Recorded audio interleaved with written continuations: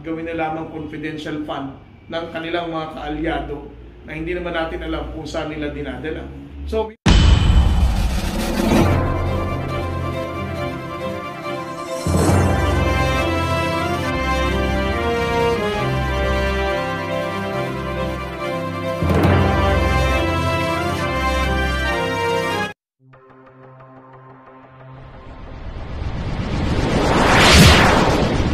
Trupang Hilonggo. Please subscribe. mga isda, di parang sinabi mo, isinantabi na natin ang ating karapatan at kalayaan ng mga isda rito. At sinabi na natin sa China na you can just take over it kasi hindi na rin kami makakapog. No? But at the same time, while we encourage our Filipino fishermen na mga isda rito, ang Philippine Coast Guard, Bureau of Fisheries and Aquatic Resources ay lagi namang handa na tugunan ang pangangailangan ng ating mga isdang Pilipino. As a matter of fact, nakaraang December 4, ang objective ng ating BFAR kung bakit sila pumunta sa Skoda at sa Bao de Masinloc ay para magbigay ng ayuda ng fuel, no? For them to stay longer to fish in the West Philippine Sea. So we are very blessed that under this administration, President Bongbong Marcos are using all of the government agencies na makakatulong para pag-ibayuhin pa natin ang ating pangisdaan sa West Philippine Sea while at the same time siguraduhin ang kanilang kaligtasan. Sir, may mga kababayan kasi tayo sa nakakapansin na kapag nagkakaroon ng gulo ng politika dito sa atin sa Pilipinas, nagkakaroon rin ng pambubuli yung China dun sa West Philippine Sea. At may mga nagsasabi rin ng kanilang opinion na baka raw dinadivert ng China yung mga pangyayari rito para mapunta sa kanila, para alam naman natin kasi yung politika rito sa atin, may mga nagsasabi na meron kayang sabwatan doon. Dahil alam naman natin si BP Sara yung naano rito sa politika sa atin at alam naman natin na naa-align sila sa China. Anong masasabi niyo dyan, sir, sa mga opinion ng mga kababayan natin? So parang sinasabi nila dahil masyadong nakukuha ng atensyon ng publiko ang mga ganitong issue kay BP Sara, ang ginagawa ng China ay mangharas ng Filipino fishermen para magkaroon ng ibang headline na pag-uusapan. Yes, sir. Parang gano'n, sir. Well, that's a very fair assessment. No? I mean, we can just speculate. Hindi rin naman natin alam kung talagang may sabwatan sila. Pero that's a very good observation. I think napapansin din naman ito ng ordinaryong tao. No?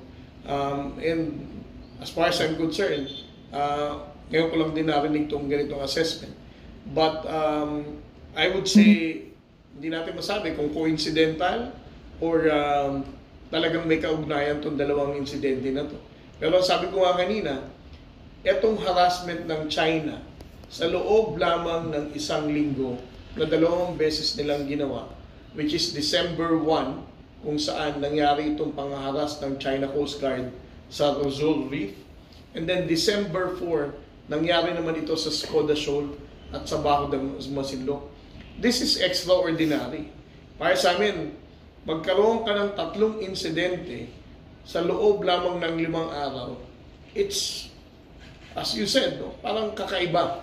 So, I'm not really sure, no, but I can only just find it very interesting sa mga ganitong coincidences. So, first time ba yun, sir, sa isang linggo? 2-3 yung pambubuli nila sa atin? First time? First time na nangyari na meron din tayong isang insidente sa loob ng isang araw. Ito yung December 4. And then meron din tayong insidente noong December 1 naman sa Rosol. So, in just a matter of 4 days, merong 3 insidente.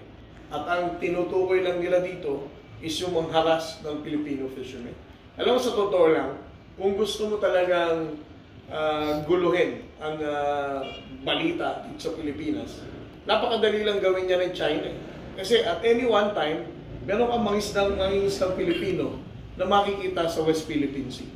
So kung gusto mo talagang humanap ng atensyon or i-divert, no, yung headlines dito sa Pilipinas, mangharas ka ng Filipino fishermen.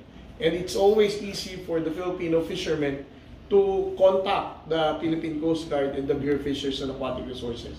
Ang ating pong mga mangingisdang Pilipino ay tinulungan na po ng BFAR na magkaroon ng radio equipment, no? To call the Coast Guard immediately kapag sila ay hinaharas. So, if the intention of China is to, make headlines or to, as you said, divert attention to the other issue, madali nila yan gawin. Pero nag-file na po ba ng diplomatic protest yung Pilipinas yung itong recent incident po na nangyari? Well, yesterday, it was Secretary Manalo himself who mentioned that the filing of diplomatic protests will be conducted with regard to this incident na nangyari. Yung mga nakaraan pong diplomatic protest po natin, may update po sa kung ano pong sinabi ng China Embassy or China? Well, as to a significant response, wala naman tayong narinig, no? But I'll check with DFA for the NTF-WPS meeting siguro. No? That's a very interesting question kung nakatanggap ba sila ng maayos o silent response, no? On the part of the Chinese government. Sir, meron kasing isang Pilipino, sir, na ang pangalan ay Herman Chu Laurel. Napanood ko kasi sa Facebook na sinasabi niya, sir, na wala naman daw nangyaring pangaharas ng China sa ating mga mangingisda. Sa katunayan, meron siyang explanation at pinapaniwalaan niyang makatotohanan yung kanyang explanation na talagang yung mga mangingisda natin ay kailanman hindi daw binuli ng China nitong katatapos lamang ng insidente sa West Philippine Sea. Anong masasabi niyo na? Totoo po ba yun? Alam mo, before respond dyan sa question na yan, on the part of the National Task Force West Philippine Sea, when we started launching itong tinatawag nating Transparency Initiative, we have always been transparent. Para sa atin, hindi tayo naglalabas ng balita kung wala tayong resibo. Kung wala tayong videos, wala tayong photos, or walang reporter na magiging witness, no, to say na itong insidente ay totoong nangyari. So, para sa atin, we always have proof, no, to show to the public and to the international community na ito ay talagang nangyari. Hindi ko maintindihan kay Mr. Herman Chu Laurel kung bakit lagi niyang kina-counter itong mga insidente na to. No? And then if you're going to look at yung mga articles na nasulat na ni Mr. Herman Chu Laurel, napakadali lang i-google, no? Pag i-google nyo Herman Chu Laurel, China, lalabas na yung mga articles niya, no, pagdating sa West Philippine Sea. At sa sobrang tagal na panahon ng pag-observe niya na nga sa West Philippine Sea, ay wala naman siyang nasabing masama tungkol sa China. He has always been lawyering for the Chinese government, no? Kapag may insidente, lagi niyang sasabihin tayo ang bumangga. Kapag winater ka nun, sasabihin, questionin niya mismo ang desisyon ng arbitral court. No? So, hindi ko alam talaga kung si Herman Chu Laurel ay isang Pilipino or isa sa mga trolls na pinili niya talagang ipagtanggol ang People's Republic of China. Kasi again, kung isa kang Pilipino, why would you even do that? Right? Yes, sir. Ang ipinaglalaban natin dito ay ang ating karapatan sa West Philippine Sea. Ang ating tinitindigan dito ay ang ating mga mangingisdang Pilipino. And then, all of a sudden, pupunta ka, magpapa-interview ka, sasabihin mo, ang China ay hindi nangaharas na mangingisdang Pilipino. And it's the Filipino fishermen who were interviewed by the news media outlet ang nagsabi mismo na pinaliparan sila ng helicopter sa napakamababang altitude, na hinaras sila paulit-ulit when they were in Rosolvi. And here you are, wala kang video na maipakita, laway lang ang puhunan mo, confident ka pa para sabihin mong ikaw ang tama, ang gobyerno ang mali.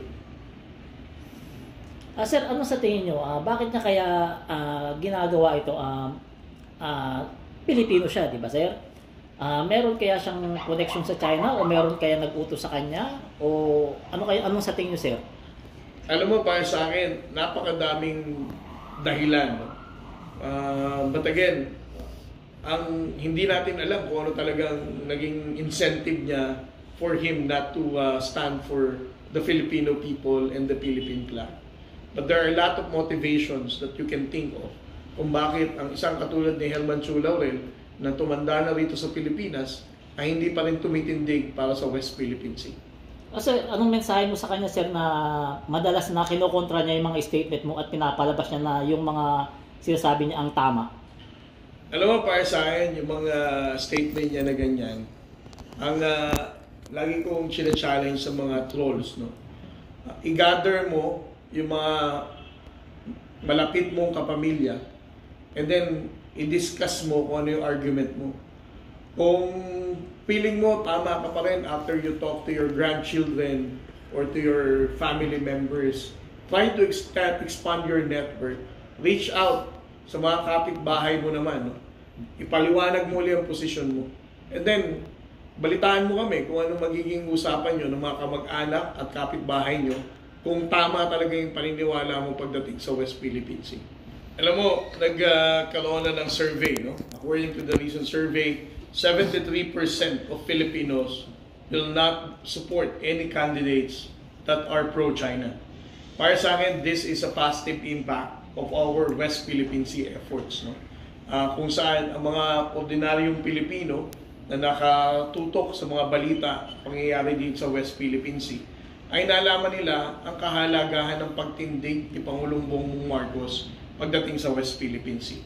Alam din nila ang sakripisyo, paghihirap ng ating mga sundalo at ng Coast Guard sa West Philippine Sea.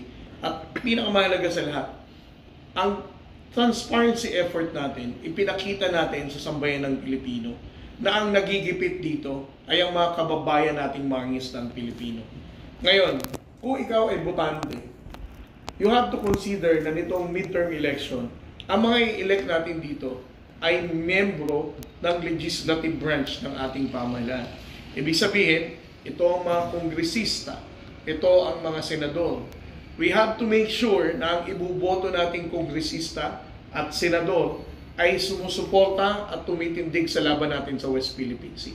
Dahil sila, alam naman natin, ang nagpapasa ng budget ng Coast Guard, ng Armed Forces of the Philippines, at ng lahat ng ahensya na tumututok para sa laban natin. Kung sakali na magkaroon ng mga kongresista at senador na pro-China, instead of supporting the modernization of the Armed Forces of the Philippines and the acquisition of Coast Guard vessels and aircraft ng Coast Guard, baka mahirapan na tayong ipasa ang budget natin. Baka questionin nila ito, sabihin nilang ilipat at gawin na lamang confidential fund ng kanilang mga kaalyado na hindi naman natin alam kung saan nila dinadala. So we have to make sure, no, na ang senador na ibuboto natin sa 2025 are those people na sumusuporta para sa ating kasundaluhan sa Philippine Coast Guard at sa ating ordinaryong mangingisdang Pilipino. Alam mo, paulit-ulit nating sinasabi rin ni Justice Carpio, ang laban natin sa West Philippine Sea is intergenerational.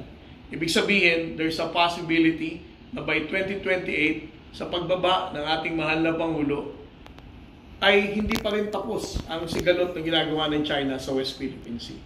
It is important for us na ang i-elect nating leaders by 2025 will be able to strengthen our position in the West Philippine Sea. Para siguraduhin natin na by 2028, this will still be a policy agenda na ipaprioritize ng kung sino mang Pangulo na tatakbo at susunod sa yapak ng Pangulong Bongbong Marcos.